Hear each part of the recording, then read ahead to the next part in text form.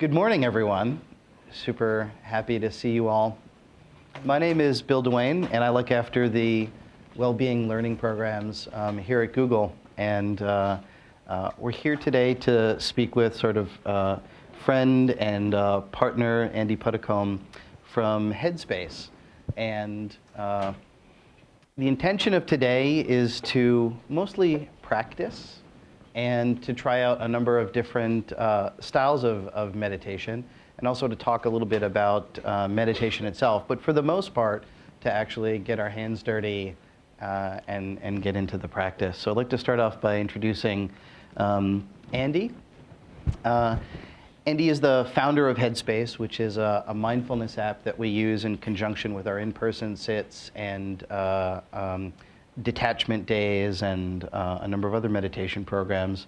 And it's really been remarkable. It's been remarkable to get to know Andy and his team, and also to get the benefits of the Headspace app, which probably some of you guys have also checked out also.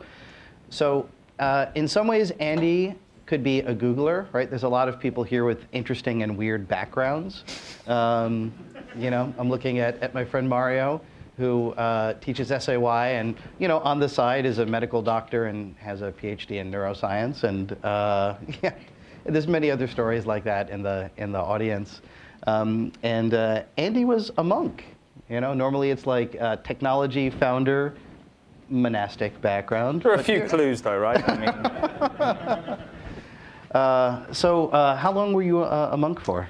So I trained for about 10 years, first in the Burmese tradition, and then for about 5 years in the Tibetan tradition. So I trained first as a layperson, then as a novice monk, and then as a fully ordained monk in the Tibetan tradition. Mm. Yeah. And then what drew you into the position that you're in now? Yeah, so I was actually, I'd finished my training at the monastery. I don't think you ever really finish it, but I'd finished a period of training at the monastery, and I'd been sent away to go and teach meditation in a meditation center in Moscow, of all places. And it was as far away as they could send me. And I was there, and a lot of expats used to come along to the meditation center. And there was one in particular who was really keen for me to go in and work with his staff. And it was an oil company. Again, this is in Moscow, and he said, I'd love to have you in, but dressed like that. So I was in my robes, and like, for all intents and purposes, for anyone not familiar with Tibetan Buddhism, I was basically a bald guy in a skirt. So he was like, we're never going to get you in there dressed like that. And it got me thinking, what do I care about? What am I passionate about? Am I passionate about being a monk, or passionate about teaching meditation? So it was a really easy choice to make, actually. So I went and spoke to my teacher, and I finished my time as a monk. And I started kind of working more in that type of space. Yeah. Now I'm curious, when did you get the time to do the voice acting with the Geico Gecko commercials? You see, I didn't get this until this morning. Bill actually had to take me through this morning. I was like, what? What? And even when he did play it, I was like, what, that sounds like me? Really? Wait, so am I crazy? So, when I first started listening to the Headspace app, I was like, shit, that guy sounds just like the Geico Gecko. Am I alone, or is there anyone else? And I'm sorry if I've ruined it for you. So I don't know if there's a especially high adoption rate to Geico insurance. So I've been dropping in throughout take 10, take 15, take 20. You will buy it. No, I haven't. Subliminal messages. Exactly. That's why the app is so inexpensive for Googlers. There's subliminal messages to get sponsored by Geico insurance. Yeah. Yeah. I thought this might go off the rails, but I didn't think it would be quite so quickly, but fair enough. So practice. I was curious who's in the room in terms of practice experience. That will sort of help us guide and curate what we're doing today. So who here is brand new? Okay, awesome. Welcome. Thank you for coming to a tech talk, even though who knows what you thought it might be. We'll make sure that this is geared in. How many people have a daily practice? Great, look at that. Awesome. How many people would like to have a daily practice but aren't quite there yet? Thank you for being honest. As many, yeah. Nice. Super cool. All right, I think that gives us a good sort of a cross section. Great. Well, I had a teacher and he always used to say to me, kind of, unless you can improve on silence, it's better not to say anything at all. And I thought about that for today. And I thought it kind of probably wouldn't be that interesting if we just sat here for 90 minutes. Like, you know, we really didn't say anything at all. Kind of, it's an interesting kind of balance to strike because we have to say something, right? Like, I think we can't just come to meditation and just sit. For most of us, that's a bit of a struggle. And even when we learn to do that, it then becomes a struggle to do it every day. But I do think that that balance is important. There's so much kind of chatter around, I don't know how you feel about this, but there's so much chatter and discussion around mindfulness at the moment that we're at kind of risk of creating so much noise in that we miss out on the very thing that we set out to discover in the first place. And it reminded me of a chef that when I was much younger, working at school, used to work in a kitchen, and he was really kind of hectic chef, and he used to run around and make lots of noise, and even when it was pretty calm, he was kind of running around, kind of really stressing out. And we'd just be kind of standing there cutting the vegetables, kind of, you know, same old pace every day, you know. And it was amazing. He was the only one running around going, "It's so noisy in here, it's so hectic in here," and we'd just be, "Yes, chef." You know, and just carry on with what we're doing. And there's a similar kind of, there's a risk that kind of in, you know, we read a lot about mindfulness, we talk a lot about it, but we don't actually kind of do it. And there's just one more kind of, a little quote from a teacher that I remember in the Tibetan school. And he was like, kind of all the people, of all those who think about meditation, very few people actually begin. Of those that begin, very few continue. And of all those that continue, very few kind of continue to the end, whether we see the end as the end of our life or some kind of lasting sort of peace of mind. And so Headspace really has kind of grown out of that one quote. How do we kind of get people excited enough to try it? When you try it, how can we keep you kind of engaged in some way? And then how can we make that a lifelong kind of practice? So I thought today kind of, we'd kind of look at not just mindfulness, but a few different types of meditation. Because for me, that daily practice, mindfulness is a fantastic way of introducing meditation to the West, I think. And the beauty of it, it translates so well into everyday life. So you have your daily routine, your daily practice, your daily sit, but then you can kind of apply that to everyday life. But it doesn't necessarily have to be the only way to have your daily sit. And my own experience, as I say, I spent about 5 years kind of training quite strictly in the Burmese school, which is it's very, very serious in that school. And it's all just kind of straight mindfulness. And it was wonderful, and it was an amazing kind of introduction. But for me personally, kind of, I still felt like it hadn't quite unlocked all the doors, and I didn't necessarily find the warmth in it that I've been looking for. And I was introduced to some other techniques, and that immediately did it. So I think it's really important to recognize we're all really kind of different, and all of us relate to different types of techniques. So I thought today, still very down-to-earth stuff, nothing too wacky, nothing too crazy, but just kind of looking at maybe visualization and reflection, and just to see kind of how you get on with those. And these are all things that are included as part of the Headspace journey, so this isn't something kind of, let's say, kind of out there or separate from that. Yeah, I mean, really look at this as trying out different practices in the laboratory of your own experience. We know the research, the directionality of the research is clear, that the more you practice, the more benefit that you get. And we know it's really hard to practice. I mean, to me, the dirty little secret of mindfulness and meditation is that it works and most people don't do it. Right. Therefore, this group of people, which is not only the people here at Google thinking about mindfulness, but our partners outside of Google, how can we help, how can we support, how can we be of service for you to find a practice that works for you so that you can do this thing that we know will bring benefit for you, you know, in this case, for this company, and then for the people, you know, who you meet and in the world. It all hinges in finding a practice that works for you and that you can do consistently. So my invitation is to take some joy in the buffet you're about to sample at, and also feel okay with however the experience lands with you. This is an investigation. Nice. Meditation buffet. I've never heard it. Only at Google. I hear stories of your buffets. They're out there everywhere. What I'd like you to do is to just, and this is for no particular reason other than my own enjoyment, I'd just like you to start sort of just patting your head, if you can. Okay. Now you know where this is going. Okay, I'd just like you to start kind of rubbing your stomach as well. All right. Now, if you can continue that, try and keep it nice and even if you can, patting the head and rubbing the stomach. Now, at the same time, I'd like you just to visualize your front door at home. Okay, start to notice how everything's, already starting to see a bit of this going on as you visualize okay. Just come back to the physical movement and then visualize the front door again. Now, to add to that, I'd like you to just very slowly, quietly, under your breath, just start whispering your zip code, just to yourself. Okay? Say a little bit louder than that.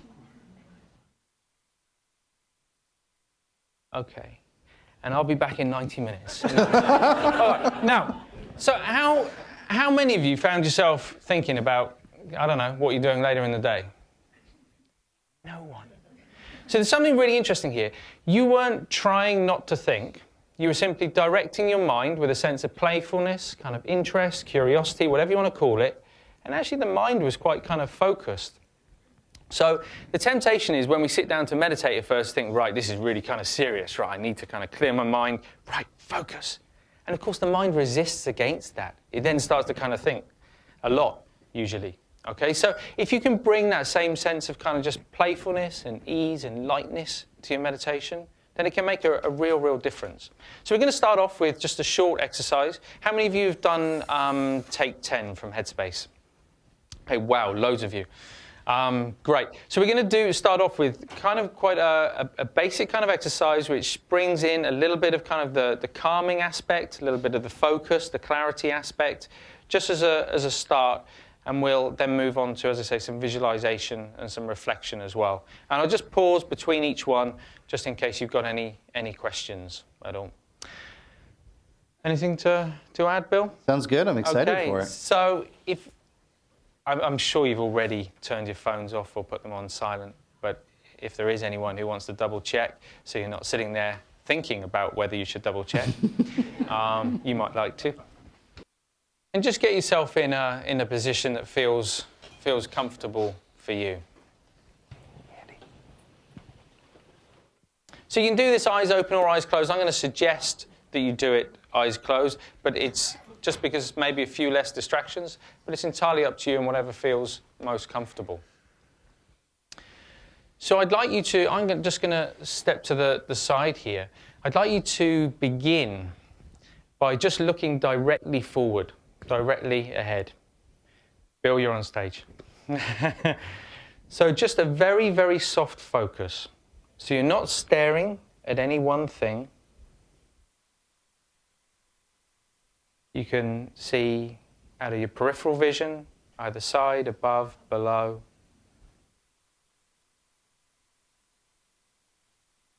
And just maintaining that nice soft focus. Just take a couple of big deep breaths, breathing in through the nose and out through the mouth.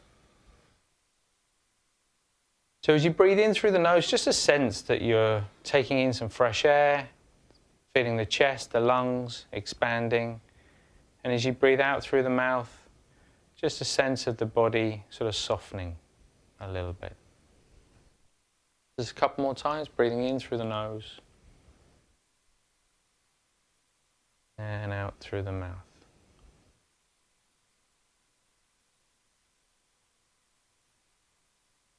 And with the next exhalation, just gently closing the eyes.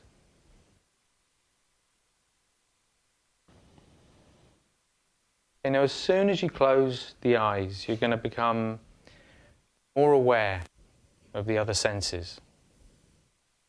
To begin with, I'd like you to become particularly aware of the feeling of touch, the weight of the body,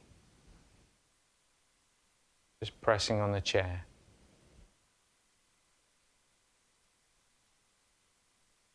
The soles of the feet on the floor.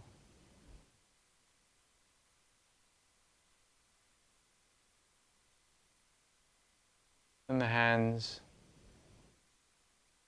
and the arms just resting on the legs.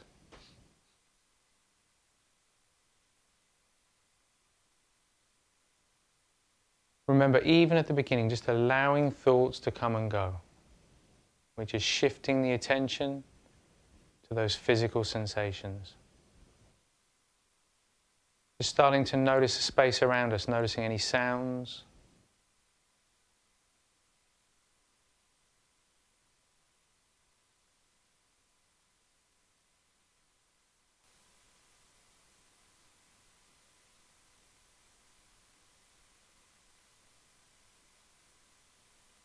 Noticing any resistance to any sounds.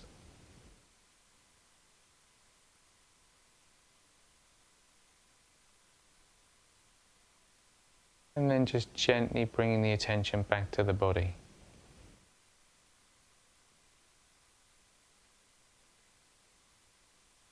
I'd just like you to gently scan down through the body now. Starting at the top of the head, take the next 30 seconds or so. Just to scan downwards, noticing how the body feels. What feels comfortable, what feels uncomfortable.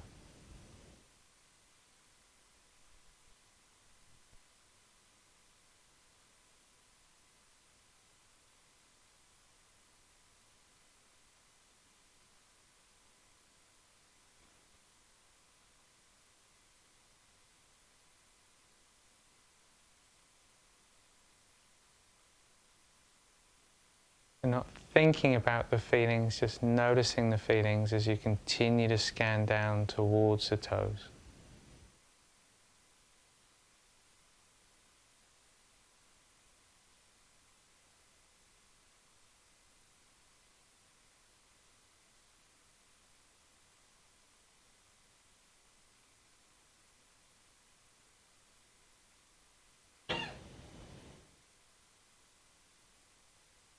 Before shifting the attention to the breath, just take a moment just to be really clear in your mind why you're doing what you're doing right now. Just a sentence in your mind, a sense of why you're doing what you're doing.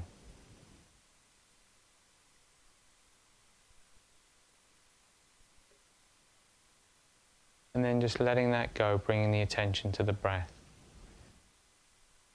Now you may feel the breath in your stomach, in your chest, the diaphragm.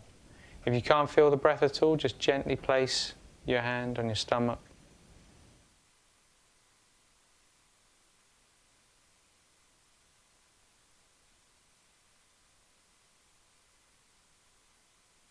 And just notice, what does the breath feel like?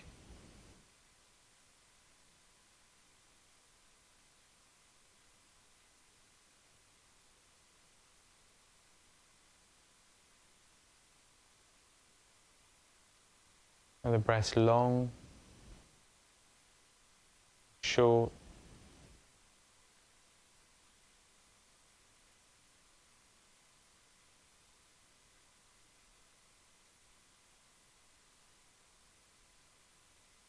Is it breathing deep or shallow?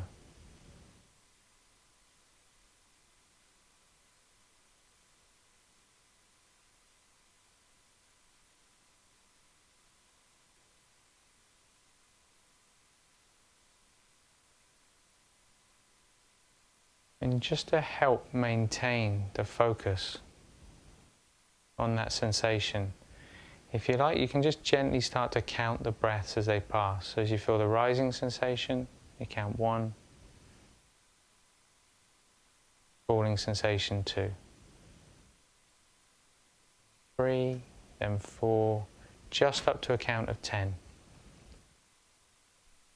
So just try that a couple of times through now.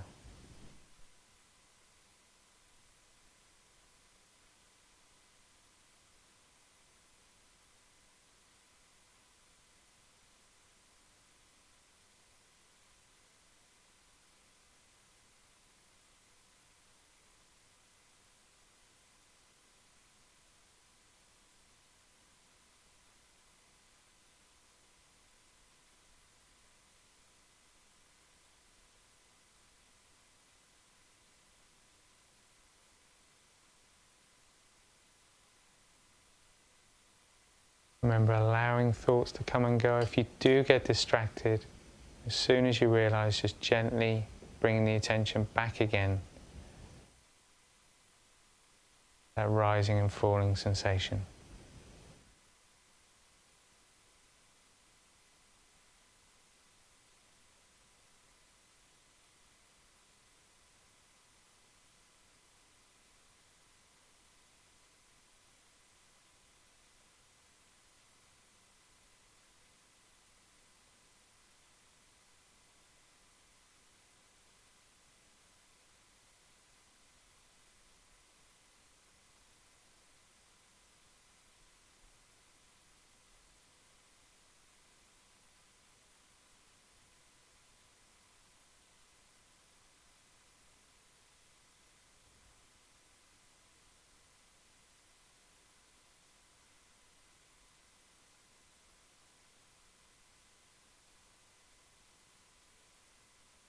And just for a moment now, just letting go of any focus, letting the mind be completely free. So for 10, 15, 20 seconds, just let it do whatever it wants to do. Let it think, if it wants to think.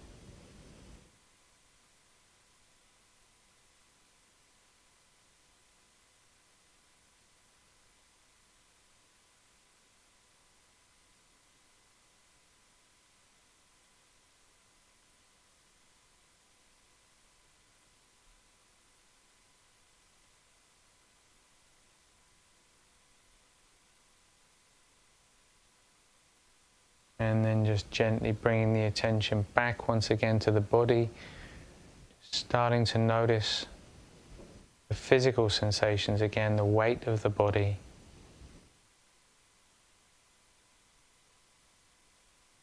Body on the chair, the feet on the floor, the weight of the arms. Just starting to notice the sounds again. As you just become more aware of the space around you,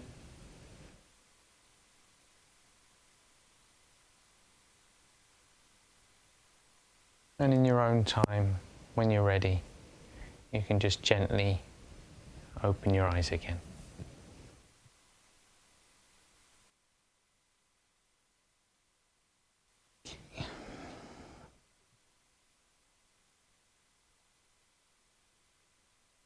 Okay.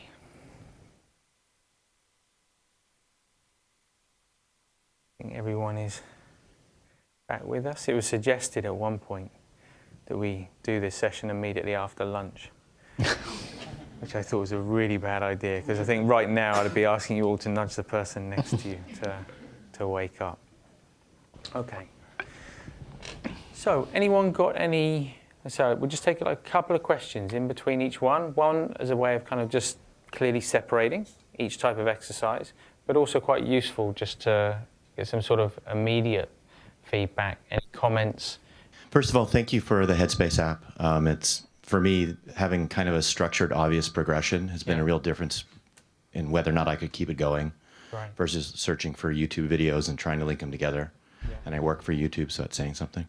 My question is, and you're probably familiar, we have a few other courses in Google. We have Search Inside Yourself and mindfulness-based stress reduction. And as I started taking those around the same time I started the Headspace app, I started having aha moments about sort of why we do certain things within the progression. And I was wondering if you could share some of the goals or ideas behind the structuring of it. I guess especially in the Take 10, but I guess the first 15 or 20 of them, like why we're doing certain things in the order or that we're doing. Yeah, okay. Within this exercise, for example. Yeah, specifically this exercise would be perfect for the group since we all just did it together. For sure, Yeah. for sure. No, happy to. I think to begin with, I said very often we kind of come to meditation. It's kind of like, okay, need to kind of focus now. Okay, so to begin with, when we first sit down, the whole idea of kind of like the spacious kind of focus is to remind ourselves that actually, the mind's a lot bigger than we often imagine it to be. So we're just trying to kind of set the scene and the tone, if you like, The deep breaths just help us kind of ground ourselves a little bit, and by reminding ourselves of the physical sensations, we start to feel a little bit more kind of grounded in the body. Very often our mind and body is very sort of separate. We might sit at our desk typing away, but we're thinking about something that happened last week or something that might happen next week. So it's kind of bringing the two together. There's then the focus element. By focusing on the breath is the connector between the mind and the body. By focusing on the breath, not trying to adjust it in any way, we give ourselves a very nice object, a very flexible object to kind of focus on. And the focus bit's important, but we also need the relaxation element. And the interesting bit of that entire exercise for me is the last maybe like 10, 15 seconds, where I say, okay, now don't try and focus.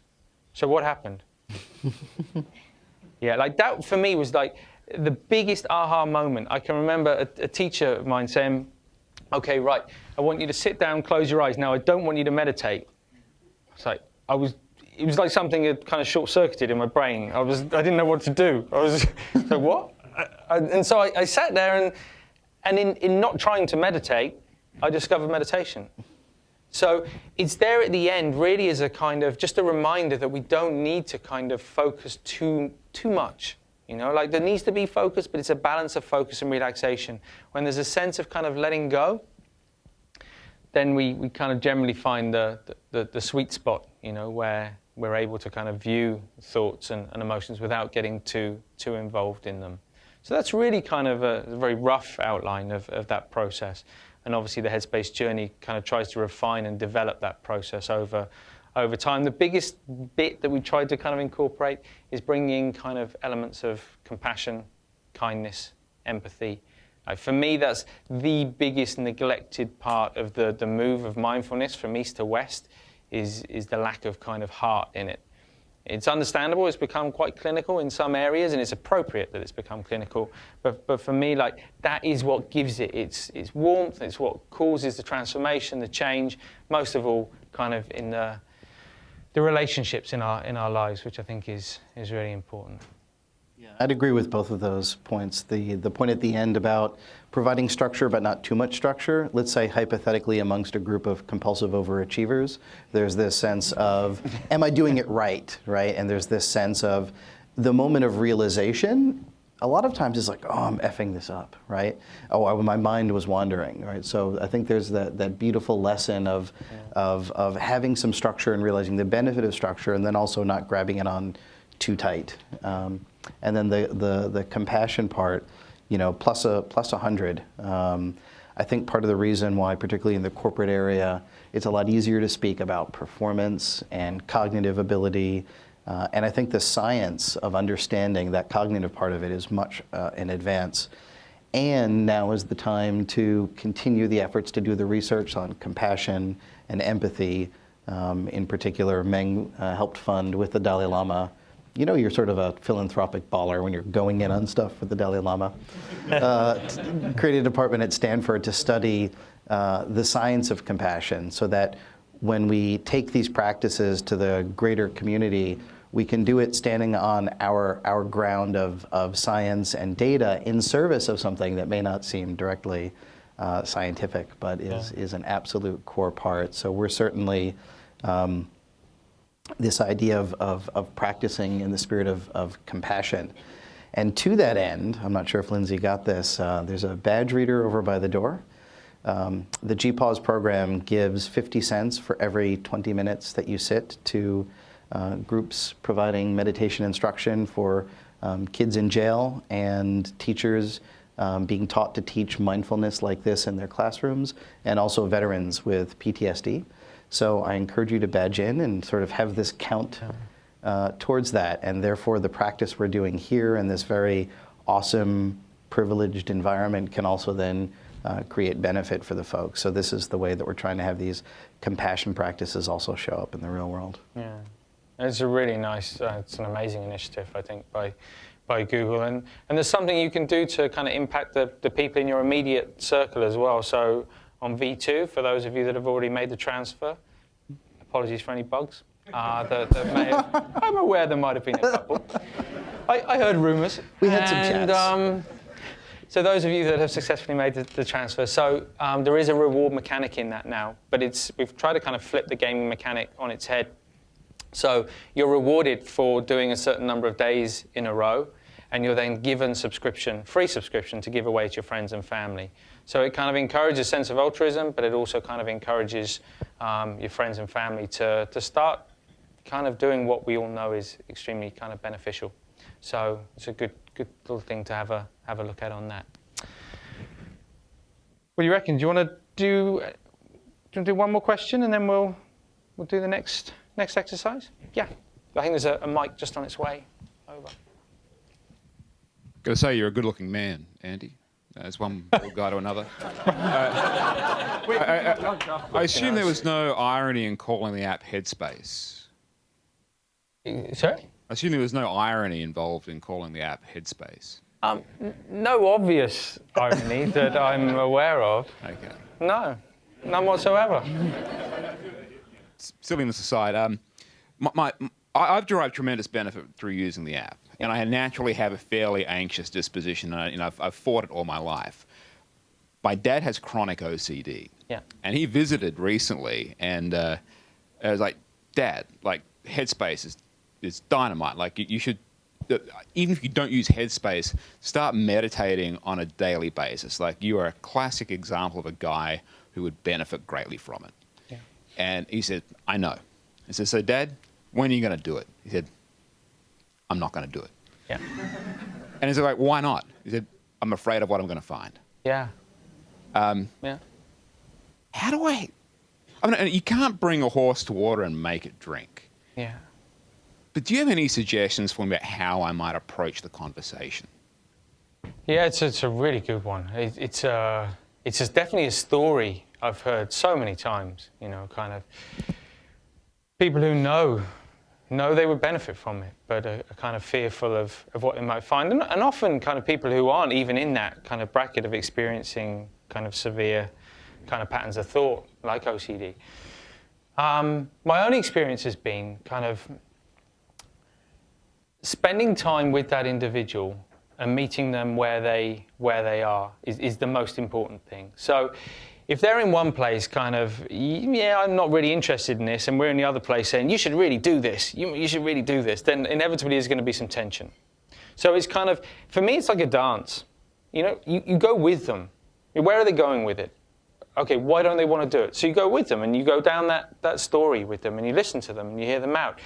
And what I found very useful is kind of getting them to not do meditation. Get them to sit quietly for 10 seconds and see what happens. And after 10 seconds, based on experience, was that terrifying? And often, 10 seconds feels kind of manageable. Doesn't feel too scary, doesn't feel too threatening. Okay, what does 20 seconds feel like? What does 30 seconds feel like? I do think with some people, it's about kind of building it up, and always it's about experience. So if you go right back to the very beginning of the tradition of these teachings, it's like, try it. If it works for you, then try this. Try that. If that works for you, try this. So what is the smallest kind of unit we can get someone to engage with to experience that sense of trust and confidence so they can then go on and try the next bit? And it's unique to every person, at least that's my own experience. And, we can put out an app like Headspace, but it is quite generic by nature. And so in situations like that, definitely kind of having a family member or friend who can kind of help kind of just shape it a little bit and help them experiment with it, I think is a really useful thing. I don't know.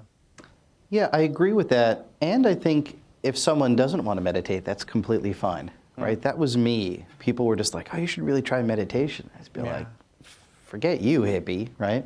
It was clearly in the same box as, and I apologize if there's anybody who's into this, like crystals and auras, and I'm a scientist, I'm an engineer, that's not for me. And it wasn't until I went to a tech talk on the neuroscience of emotion, and my own discomfort and suffering was great enough where I'm like, oh, okay, maybe this is for me. And I think if someone had tried to force it on me before then, it would have actually driven me farther away. So I think that just saying not for me is a perfectly acceptable answer. This is difficult. this is joyful and rewarding work, but it's also difficult. It is. And I think it's important for people to make an informed choice to engage, with these practice, realizing it's hard. So I think just saying not for them right now is fine. And I firmly believe that a big part of practice is for the benefit of the people who have to deal with you. And I know that a lot of times the changes in how I show up and how I am in the world, a lot of times, people be like, what happened? I'm a little disturbed that it's like, what was it like before? And really they're saying, well, it's not like reading about the neuroscience. It was just like, man, I've really noticed you just seem a lot happier, more effective. The parts of your personality that most annoy me are less there. So working on yourself, I think, and showing up in the world as focused, as compassionate, as generous, and as a good listener, these are all the things that come out of this practice. Just work on that, and then that's the best, billboard for it, I find. Yeah. So, should we do another exercise? Yeah. How many of you have done visualization before? Any kind of visualization? Okay, not so many. Okay, so I've tried to kind of theme the exercises today. So they kind of all have. There's kind of a link between all of them. The visualization we're gonna do right now is still kind of body-based, if you like, and there's some benefit to that, and I'll explain why afterwards. I'm going to ask you during the visualization to imagine sunlight. Now, this is really kind of important. So there's nothing you can see, there's nothing kind of again weird or wacky about sunlight. Imagine just kind of bright sunlight, kind of streaming through the trees or whatever it might be. So if I talk about light during the exercise, I'm not talking about the bright white light or anything like that. I'm just talking about sunlight, just the quality of sunlight. It's warm, it's open, it's spacious. There's something kind of really useful in that. Any unicorns in the visualization? Is the light coming from the unicorn? I think unicorn comes in, it's about 2/3 of the way through. But that's okay, I'll just slip it in there. It comes right after the Geico bit. Is he a lizard or something? I can't remember what he is. All right. Has anyone struggled with visualization before? People who have tried it, or anyone here who thinks they can't visualize? Because quite often there are some people. Okay, so if you could just think back to a pleasant experience from last weekend. If you didn't have a pleasant experience last weekend, you can go back to the weekend before then. Go back as far as you need to. Maybe it was with friends, with family, just kind of remembering a nice situation. Maybe you're kind of outside having a barbecue, you went for a walk or something. I don't know.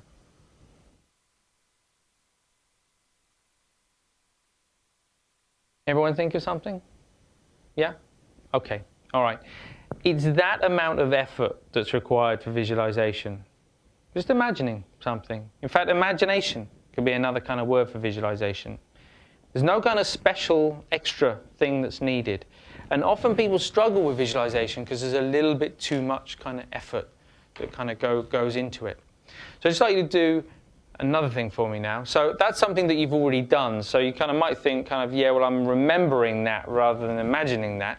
Okay, so just imagine a good friend of yours standing there in front of you. And just get them to do, I don't know, jumping jacks or something like that. Whatever, you can ask them to do anything they like, Just get them to do some physical movement in front of you. Everyone imagine that? Yeah? Okay. So again, it's something, I'm assuming it hasn't happened. Maybe it did happen last weekend. Maybe that was part of the thing. I don't know.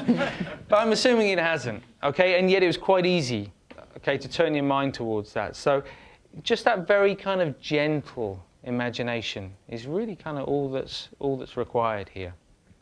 So again, I'm going to lead you through it. These exercises, I know, they're quite guided. There's quite a lot of commentary through it.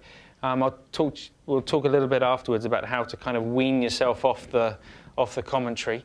But to begin with, I think this is quite useful, especially if it's a new type of technique or exercise for you. So if you just like to set yourself up in exactly the same way as you did previously. So you're going to start the exercise in exactly the same way. So Still looking directly ahead of yourself, not staring at any one thing in particular, but just that very kind of spacious sense, being able to see either side, above and below. And when you're ready, when you're comfortable, just taking those deep breaths again, breathing in through the nose and out through the mouth. Probably a little bit easier this time as you breathe in, just a sense of the lungs expanding. As you breathe out, a sense of the body softening. Just 2 or 3 times. And then with the exhalation, just gently closing the eyes again.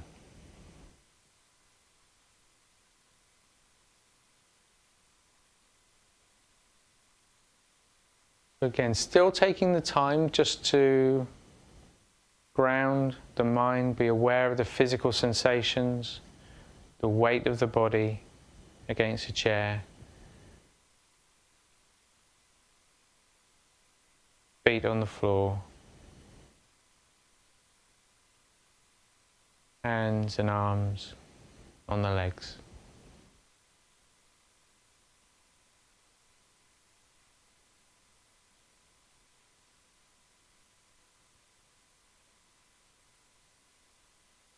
Starting to notice any sounds, either inside or outside of the room.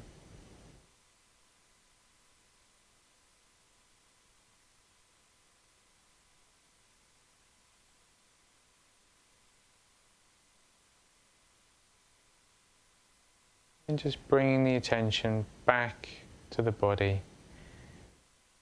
Before we begin the visualization, just scanning down in the same way as you did before, without any expectation, without trying to change anything, just scanning from the head down to the toes.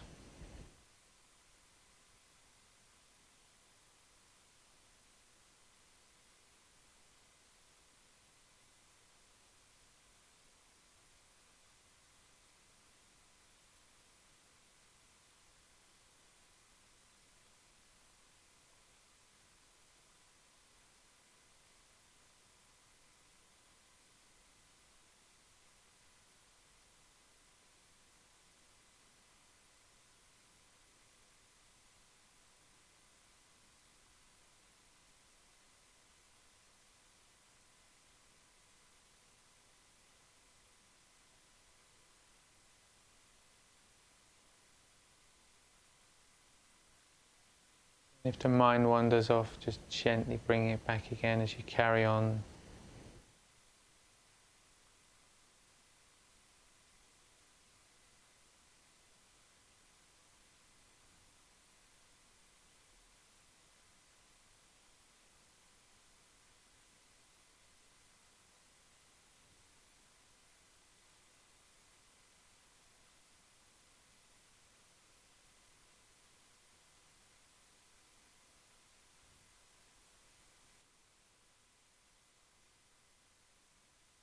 And then just as before, just touching on the breath, just taking 20, 30 seconds.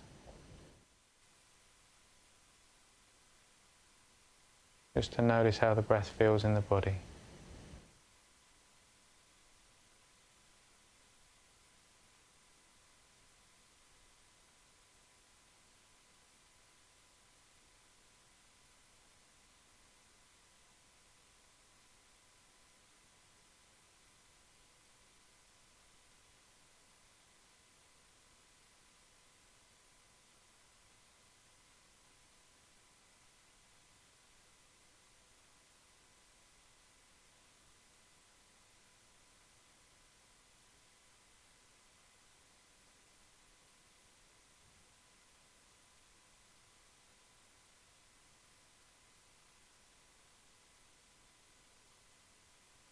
Okay.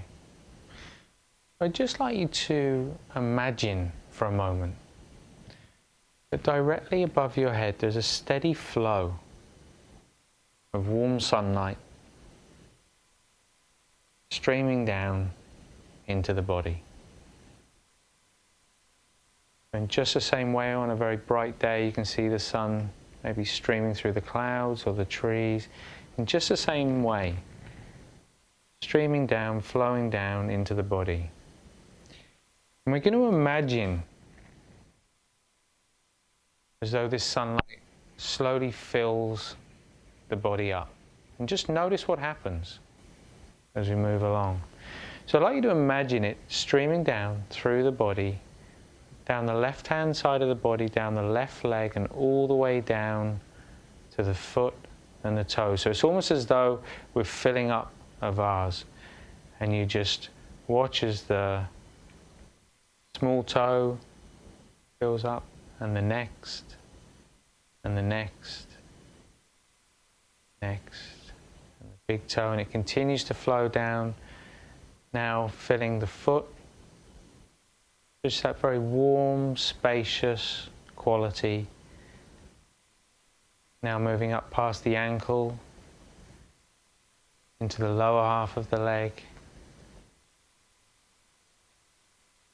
You just feel kind of any tension sort of melting away, dissolving, as it moves up past the knee, into the upper half of the leg. The gentle, steady stream flowing down through the body. Now all the way up towards the hip and the pelvic area. And before we continue, just notice the difference in feeling between your left and right leg right now. But it continues to stream down. This time we go down the right side, down the right leg, into the right foot, starting with the small toe, just watching as each part of the foot, each toe, replaced by this very spacious quality, filling up the foot, past the ankle,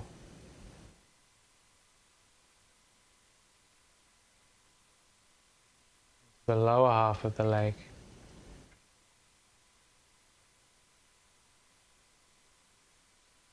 Just watching as it continues to travel upwards past the knee into the upper half of the leg.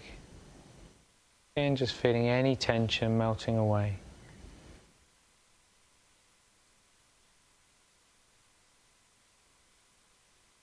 All the way up to the waist.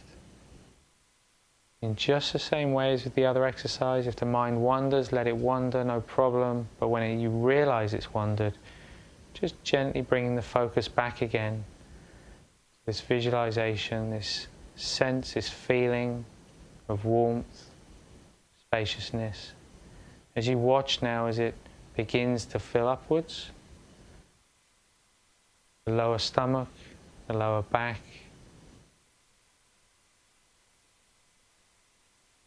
as though everything just starts to give way a little bit.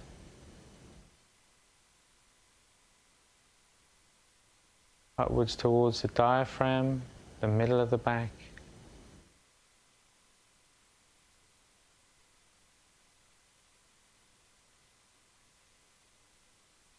And up towards the chest, between the shoulders. Remembering where that's coming from, above the head, still streaming down, dissolving any discomfort. It moves now up towards the neck and the throat.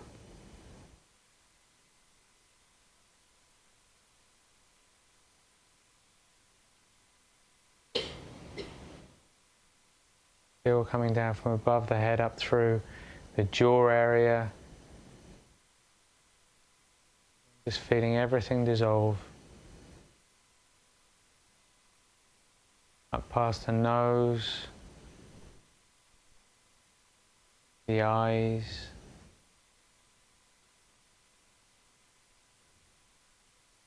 all the way to the top of the head.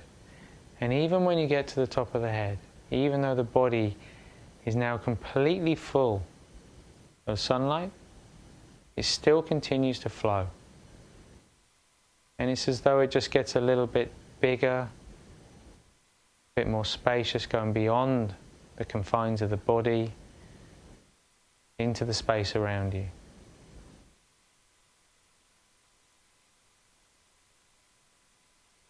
And you can either just sit comfortably, just for a few more seconds with that feeling, or if you find it helpful, you can just imagine that continuing on outwards in every direction, as far as the mind can imagine it, and just everyone else benefiting from that experience as it goes outwards.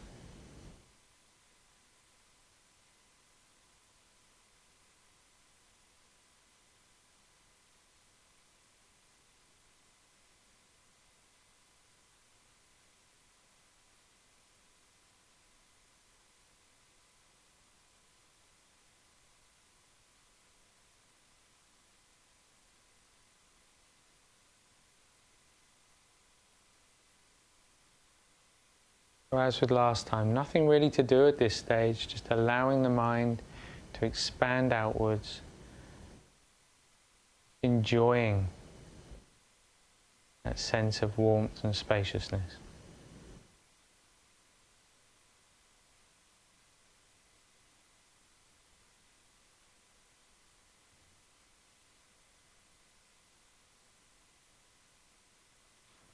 And then just gently bringing the attention back again, becoming more aware of the body and the physical sensations, still maintaining that sense of lightness, that sense of clarity, but becoming more aware of the weight of the body again.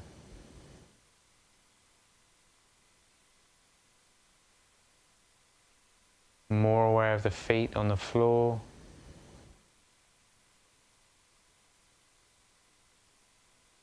Hands on the legs.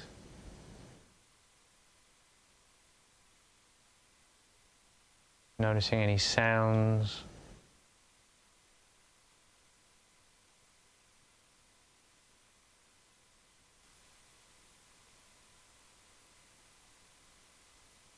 And in your own time, when you're ready, you can just gently open the eyes again.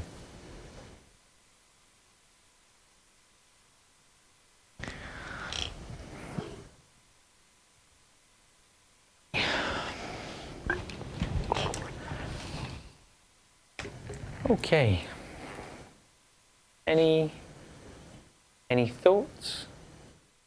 I don't mean any thoughts. I'm sure there were some thoughts, like, you know. But anybody have any questions or anything they'd like to share? Yeah.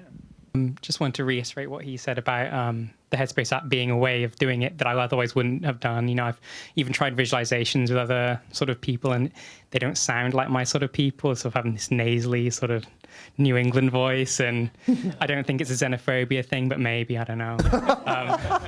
So I really appreciate sort of checking in with you every day, my sort of virtual mental gym buddy. Nice. Nice. Nice. I really appreciate that. But when I'm doing mindfulness with Headspace, where we're trying to sort of just sit there and be, you know, clear, Yeah. I can't help but find that I get bored. I think MTV ruined me in that regard. Whereas visualizations, I feel like I can, you know, at least with this one in particular, I can just keep going, right? And I don't feel like, oh, time is passing, I should be doing something else. I don't have to battle those thoughts. Oh. So is there a reason why the Headspace app, why you chose to not go with visualizations? You know, because it seems like it's easier, an easier entry point. Yeah, it's interesting. I think for some people, it's an easier entry point. I think not for everyone. And the thing that struck me was when I went into the Tibetan tradition, like I found just like there were so many techniques. In fact, I looked at it first before I went to the Burmese thing, and there were too many techniques. It was like walking into a shop and being like just paralyzed by choice. And I was like, okay, I'm just going to go and find something really kind of simple, actually, where there's no choice. And when I went back to the Tibetan tradition, I found kind of all these different, it was really quite rich, actually, kind of. I know it exists in other traditions as well, but this was my own experience of it. And that every single one kind of unlocked something different for somebody else, you know. I'm not sure about the entry point. I actually think in the West particularly, I think mindfulness is a fantastic entry point. It's not sort of threatening, you know. That exercise we just did, for some people I know, like my mates in a pub, they wouldn't be listening to me rattle on about beaming sunlight coming down from the sky. They'd be like, yeah, just go and get another drink, you know. So, and shut up. So I think there is something kind of very down to earth about the approach of mindfulness, and I think I personally feel that if we can get the language right, and it's still transitioning actually, that we can start to bring in all of these other techniques and kind of make them feel kind of part of our holistic approach to meditation. And I would add that even stuff that you might not traditionally think of as meditation, like yoga, right? There's a lot of people for whom they have an existing, you know, maybe I'll call it like secular yoga, right? There's also the opportunity to apply the same reflective and contemplative frame to that activity. And our friend Gopi here has a lot of activities around that. So if you're into visualization, I think it's fine to seek out those resources. If body movement is a way for you keeping from being bored, I think that's another great way to do it. Yeah, yeah. But I agree, like that direction, there is definitely like a visualization. It tends to have a kind of a direction, so you feel like you're on a bit of a journey. And so for some people, I think, and sometimes in some situations, it can feel much easier to kind of stay with that. But the boredom bit, that's a really important bit. It's quite an exciting, juicy bit of meditation. It's underrated, boredom. Once you get to experience boredom within meditation, you're kind of starting to get somewhere. And it's a really, really valuable thing. I would just say be curious, be interested in boredom. And there's something kind of in that, definitely. Yeah, to extend that also, we spend so much of our time desperately avoiding boredom. You know, that urge to pull the phone out in the elevator, other places, right? To me, it's really interesting to note boredom. What's it like to be bored?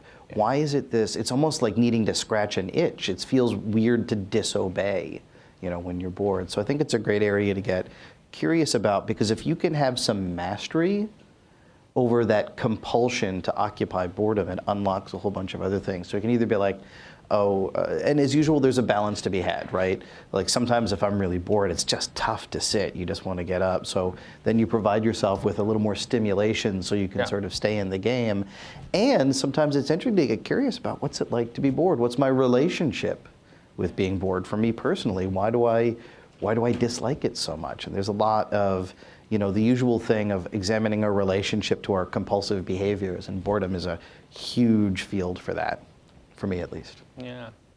My question is, so I'm really enjoying the guided aspect of the Headspace app, and I noticed, you know, the amounts of silent time increase over time, and that's great. I'm just wondering if you view the guided stuff as a kind of a means to an end, where ultimately we're aiming for completely silent meditation, or is that just a fine way to continue, you know, indefinitely having guided meditations? I think.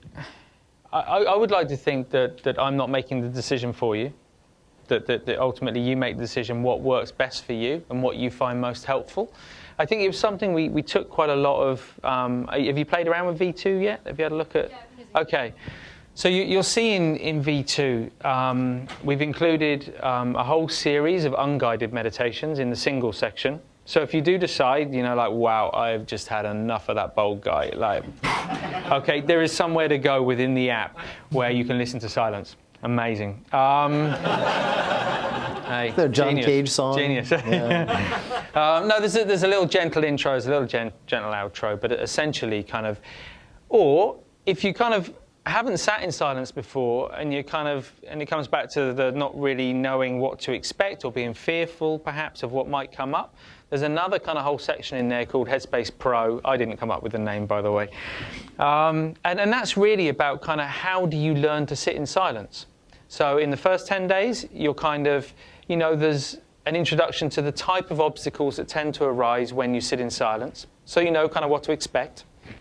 As you move into the second lot of 10 days, slowly I'm kind of weaning you off, and the periods of silence are getting bigger and bigger.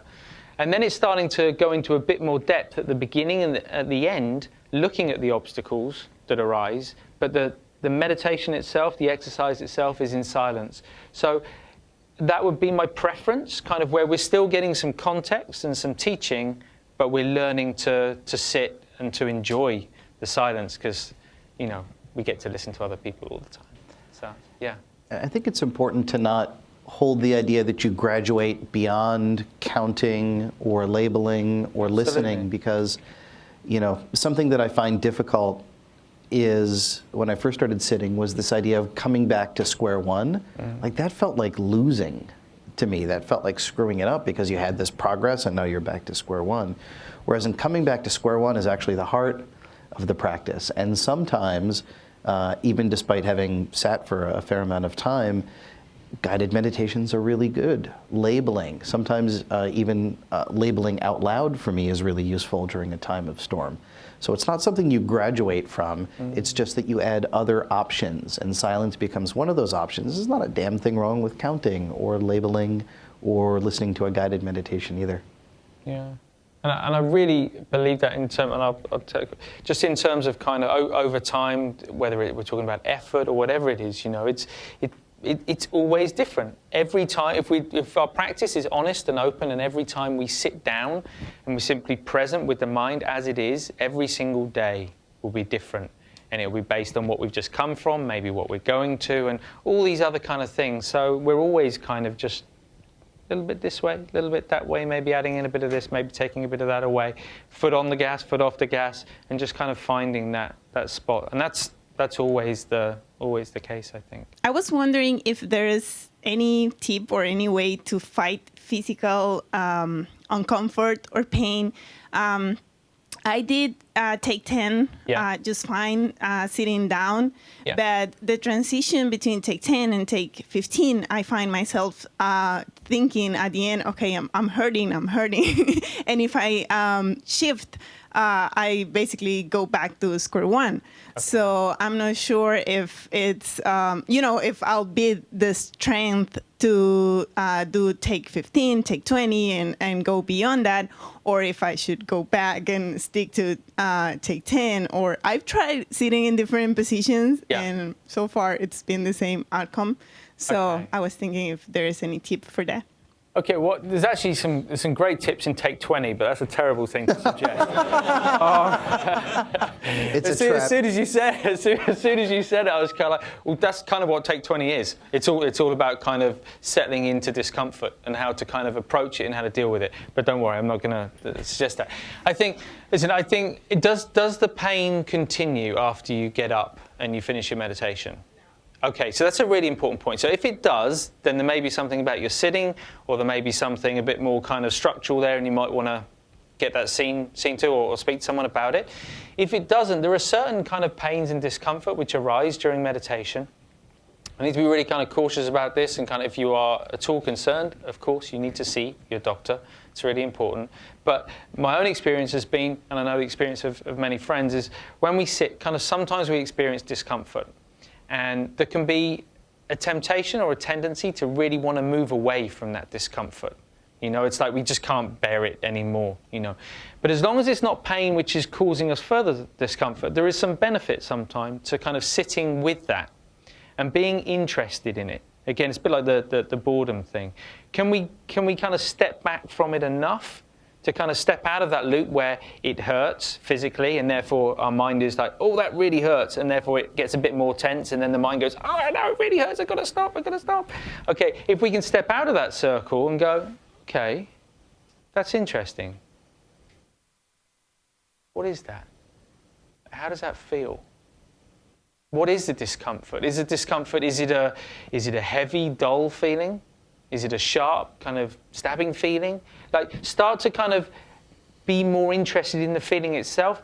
And very often when we do that, the feeling starts to kind of change and shift, and our relationship to it kind of changes as well. So you might just want to kind of have a play with that and just see. But if not, send us in an email, put it as a title heading, Andy's Answers, and we've got a little section where, because that would make a really nice kind of blog thing as well. So happy to add some more to that. Yeah, and it's always a balance between engaging with the difficult to be curious about it, and self-care. You know, Yeah, I think exactly. I really believe everything that Andy said, and I've really had some interesting experiences with, instead of doing the automatic thing, which is ow, stop it, right? More like, what's my relationship to ow? And then you actually build up a much greater sense of possible responses other than make it stop right now, because sometimes we don't have that available to us. And it's important not to turn this into like an Iron Man, like, Exactly. you know, like, oh, I hurt so much. This is, oh, no. I mean, we started off with saying that meditation provides benefit, and a lot of people don't do it. And if you set up a situation where it's so unpleasant for you, so I would say that it's important to challenge yourself, but also to have a sense of balance of the challenge. If you find yourself not wanting to sit because it's going to be painful, you're probably veering more towards the overly challenged side. I would say so, and just as on from that as well, I don't have a problem. Like, I know some meditation teachers are really they don't like the idea of kind of lying down or anything like that. Meditation was taught traditionally in 4 different postures, and one of them was lying, actually. So if you do lie, try and do it in a way that you're not kind of setting yourself up for sleep, because it is very easy to drift towards sleep. So lie on a soft mat, but on a firm surface. Have the knees bent at 90 degrees so you don't hurt your lower back, feet flat on the floor, and a very kind of thin pillow under your head, and see how you go as well. So I think you can be confident in experimenting a little bit. And even on long multi-day silent retreats, there'll always be a few people for whom that's their posture. Yeah. And that's totally fine. Yeah. Cool. I know there's a couple more questions. Have we got time for one more quick exercise? Why don't we do a quick exercise, and then also we have the Dory questions. I want to make sure, Exactly. particularly for the folks on video conference and for the folks who... Okay, Why don't we do a we've got quick time exercise for and we'll do some more questions. Okay, so we're just going to do a really quick, not really quick, And you mark, not a get set. hurried meditation, but we're going to do a short exercise. It's reflection. Anyone done this type of exercise before? It's kind of where you're asking a question, but you're not trying to answer it, which is a challenge for most people. But it's a really interesting challenge, and it's quite an exciting space to get into, just generally in life, not always trying to use the rational intellectual mind to try and answer stuff. So it's an exercise I found really helpful. It was described to me a bit like we create this sort of, or help create the conditions, a framework for a still pool of water, and then we just kind of drop the question in, and we just sit back and watch. Maybe something kind of pops up, maybe it doesn't. No answer is okay. We're not necessarily looking for an answer, we're just watching to see what happens. Sometimes it will come as a feeling, sometimes it will come as a thought. It's okay. I'll talk you through the exercise, but there's just one little bit about this. And because the intellectual mind always wants to take over the whole time, it's a really important thing. So there was a guy that came along to, I used to work in a clinic in London, and we were doing this exercise. And I said, okay, so I can't remember what the question was exactly. It was something to the effect of, what would you miss most if you weren't around anymore? Okay.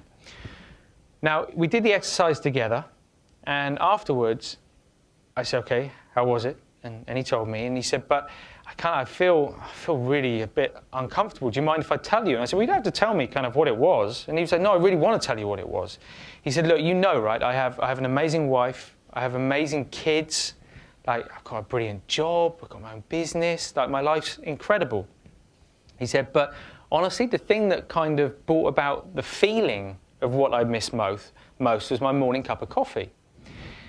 And so he said, I really kind of struggled with this. I spent most of the rest of the meditation thinking oh shit, my wife, my kids, really?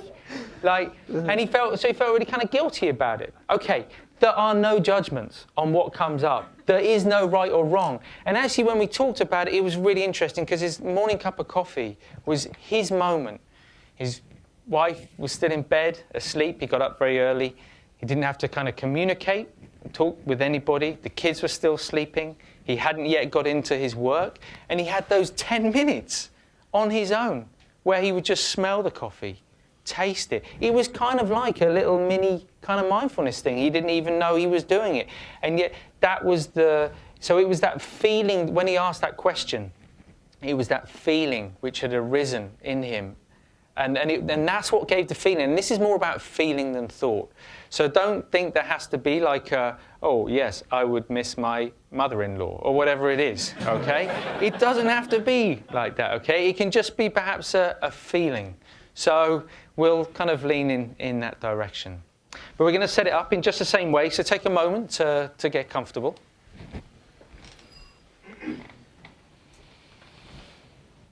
As we've already done a couple, I'd normally spend a little bit longer on the setup to this. I know I'm conscious we don't have lots of time, and as we've just done a couple of exercises, we'll just kind of move through it steadily. But you already kind of know the beginning part of this, of course, which is just getting yourself comfortable, eyes open, nice soft gaze, and just taking just 2 or 3 nice big deep breaths where you breathe in through the nose and out through the mouth.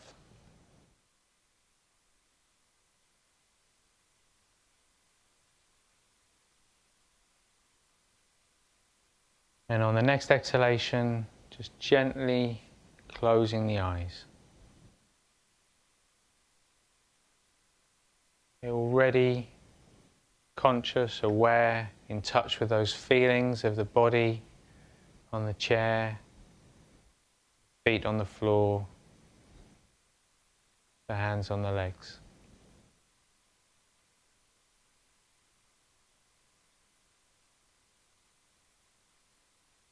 Already starting to notice the sounds.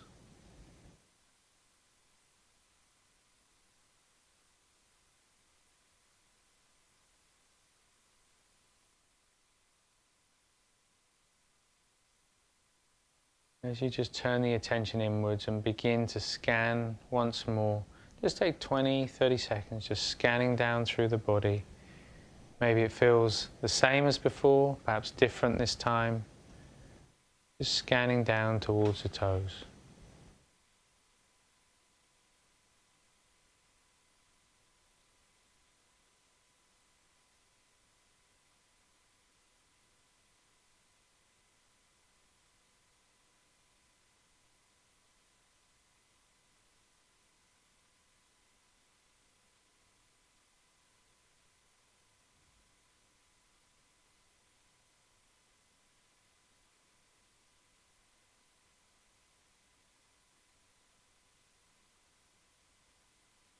Or as you scan downwards, just starting to become more aware of the breath and that movement of breath again. Just pausing to notice the breath, if only for 20, 30 seconds.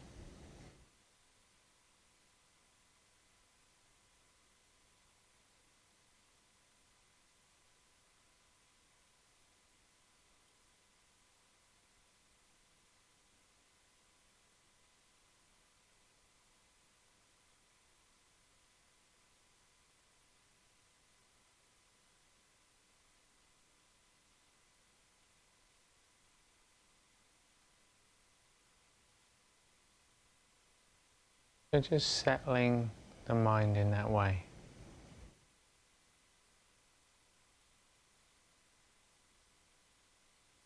And I'd just like you to ask yourself that question, the one we just used, in the second person. So who or what would you miss the most if you were no longer around?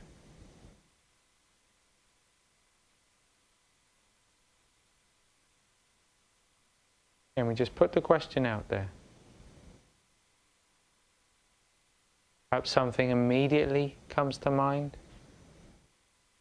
If they're thoughts, just let the thoughts bubble up. It's fine.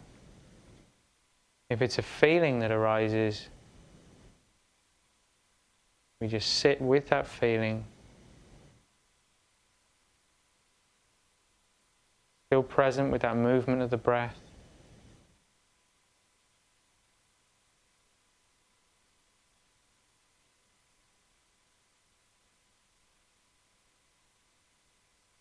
If nothing comes up, that's fine too. We can just come back to the breath again for a moment. Staying with that sensation.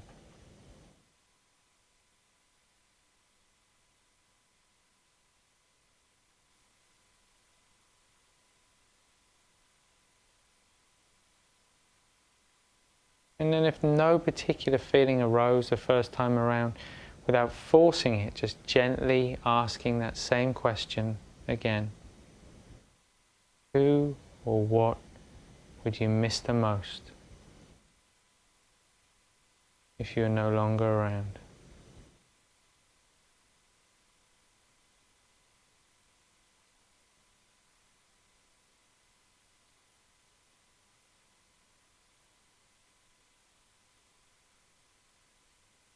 And this exercise is about the feeling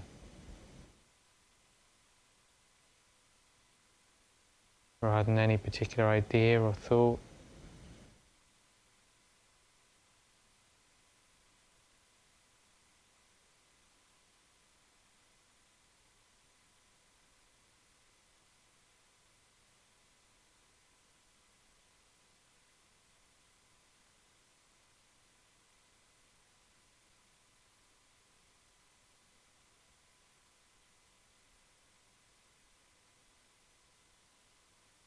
It's almost as though we're watching the breath, but the breath is flavoured with a particular feeling.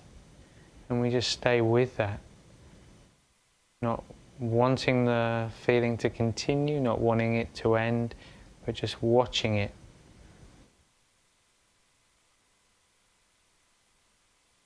As it arises and falls away. Again, if there's no feeling whatsoever, that's okay too, just staying with the breath.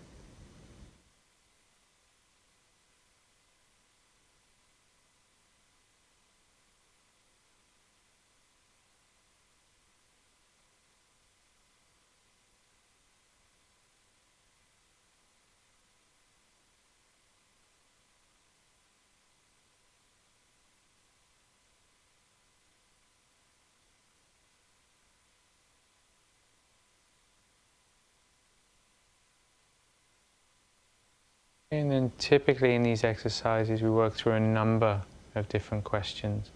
But for today, I'd just like you to gently bring your attention back once again to the body, to the physical sensations, back to that feeling of weight on the chair, feet on the floor, hands on the legs. And in your own time, when you're ready, you can just gently open the eyes again.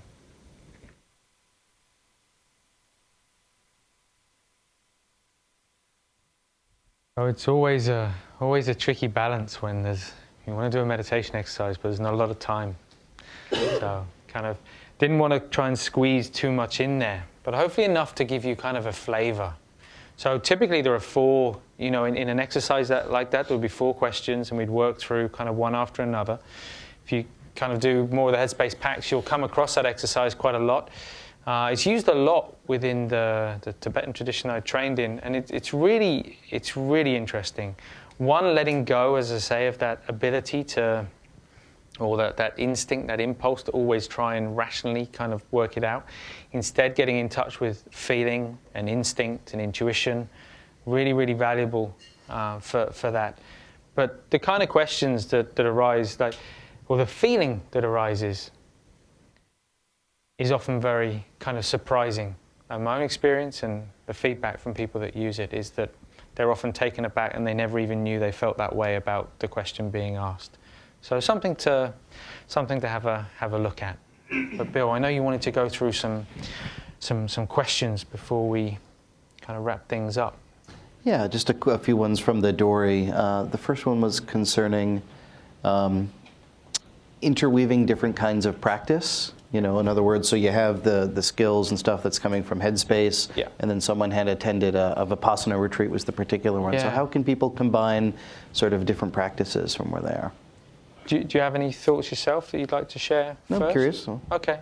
So my own experience has been that when it's important that we stay with a particular practice for a defined period of time. It's okay to do lots of different practices, but as much as possible, we kind of need to stay with a defined practice. And That can be as little as kind of 10 days. But the reason I say that is otherwise it can become a little bit pick and mix. And it's like you're doing an exercise and maybe it becomes difficult. So it's like, oh, okay, well, that exercise isn't really for me. I'll do a different one. Okay, and then we kind of get into kind of this thing where we're always kind of jumping around. And we don't really get the benefit from actually staying kind of with that and learning through that process. Because the difficulties and obstacles, they are the learning process. So I would just encourage you as much as possible, maybe kind of maybe you have like your Headspace kind of time each day where you check in, and that's kind of in a way compartmentalized as an exercise, but you feel the mindfulness kind of feeds into your everyday life, and equally isn't kind of so different actually from the community sittings that you might have. But definitely in terms of techniques, I would try to kind of stay with them. And that's why the packs are designed as they are for 10 days or 30 days, so that you do kind of stay with that. The next one is, I've been trying to use Headspace for a few months now. I'm currently in the 15 days series, but find myself spending a lot of days without practicing. Yeah. Better to go back to the beginning or picking up where I left off? Okay. So yeah, this is a really good one because everyone falls off the meditation wagon. You know, it happens to us all. So how to get back on? General rule of thumb, for me at least with the app, is if you've missed more than a couple of days, I recommend going back to the start of the series that you're on. So that's not I don't mean like on a 40-day kind of series, you go back to day one. So it's split into 10-day chunks. So if you've missed more than a few days, like let's say more than 5 days, I would go back to day one of that part. So you pick up the sense of continuity, the sense of teaching that goes along with it. If you've missed more than a couple of weeks, I would go back to the start, day one of that series. And if you've had a really long time out, just to ease yourself back in, go back to take 10. As Bill said earlier, there is no regression here. Kind of going back to the start doesn't mean that you're going backwards. It just means that you're finding what works best for you at that particular time. So don't be shy about kind of going back. And I've met some people who've, like they've been doing the Headspace app for a couple of years, and I met someone just recently, and they said, "Oh, I'm still on take 20," and I said, "Oh, do you miss a lot of days?" They're like, "No, never missed a day." So I was doing the maths, and my maths is really bad, but I'm like, hang on, that's 45 days, 2 years. And she said, I just didn't want to kind of move on until I'd absolutely perfected it. So, you know, each to their own. Right on. So to wrap up, I think, and we can hang around here for a little bit for questions, but I want to respect people who have places to go to, is the last note we wanted to sound was an encouragement to keep going, to do this practice. As Andy was talking about in the beginning, you don't get the benefit, and the people around you and your community doesn't get the benefit from talking about practice, but from actually practicing. Yeah. So our encouragement, our hope for you guys is that this is sort of a push into making a practice commitment for yourself of whatever works for you. I think Andy was recommending that if you the Headspace app of if you're new to it, you know, committing to do take 10. Absolutely, yeah. Or whichever. 10 minutes a day for 10 days. Like if you're completely new to Headspace. Like that feels for me like a really achievable challenge or kind of goal for us all, if you like. And if you're already doing it, okay, commit to a pack, like a 30-day pack. You know, whatever have a look through, see what calls out to you right now. Mm-hmm. And see how you can establish that daily practice. I mentioned to Bill, I know I've mentioned just briefly earlier, but I do think that the buddy system within V2, I'm really hoping that will help people kind of engage. If you've got close friends or family, and you can let them know, you can just email them. There's a little thing on the app. As long as they kind of agree that they want to buddy up, you can see each other's progress, and you can give them a call and say, "How amazing! I've just seen you've done 10 days in a row. Just wanted to say well done. You kind of inspired me to do the same thing." That kind of thing makes a massive difference. Really does. And outside of the app, there's also daily sits that are now in 28 locations. That's pretty amazing. So those are available for you to be in meet space with other practitioners here. There's also a detachment day coming up this weekend that still has space. Okay, so. And then one on August 3rd. So that's an entire day of this sort of thing with a secular sort of retreat.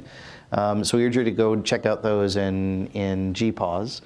And I think that's about it. Nice. Thank you so much. Yeah, thanks so much for giving up your time, guys. Thank you.